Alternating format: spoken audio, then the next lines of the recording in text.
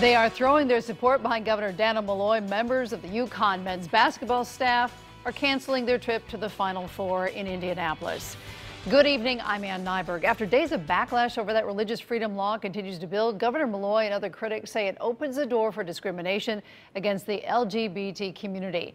Now, UConn says members of its men's basketball team will be following the governor's lead and not be traveling to Indiana. Joining us live with the very latest on this from Stores is Bob Wilson. Hi, Bob. Well, good evening here at the campus. People are kind of shaking their heads. They're kind of going back and forth. Some support it. Some say, you know what, sports shouldn't be caught in a political crossfire. But either way, everybody has a definite opinion on this one. The decision has been made. The Final Four coaches conference for Coach Kevin Ollie and his staff. In a statement put out by the president of the university, quote, in support of Governor Malloy's travel ban to the state of Indiana, Kevin Ollie and other members of the UConn men's basketball staff will not travel to Indianapolis for the NCAA Final Four and events surrounding it.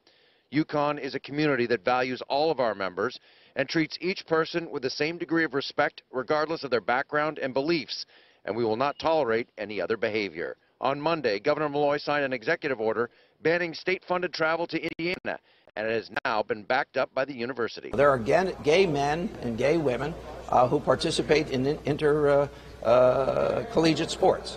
What kind of message does it send when we're saying we're going to schedule events in states that openly discriminate against gay people? Now, Governor Malloy made his opinion perfectly clear, and the university listened. Kevin Ollie and company not going to Indiana. What do the students here on the UConn campus think? It's a conversation that needs to happen. I think whether or not they go to the game is really, I think, their personal decision. But I think that it's really, I'm glad to see people outside of the LGBTQ community really showing interest. I'd like to see Kevin Ollie there. I don't like the decision, but they're the ones in charge. It's good to take a stand for what you believe in, but these guys worked hard to get there, and they should be able to go kind of regardless of the politics.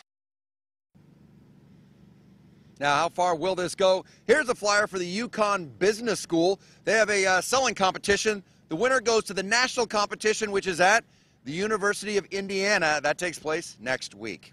We'll see how this plays out over the next couple of weeks as we learn more about that new law in Indiana. I'm Bob Wilson, reporting live on the UConn campus, News 8.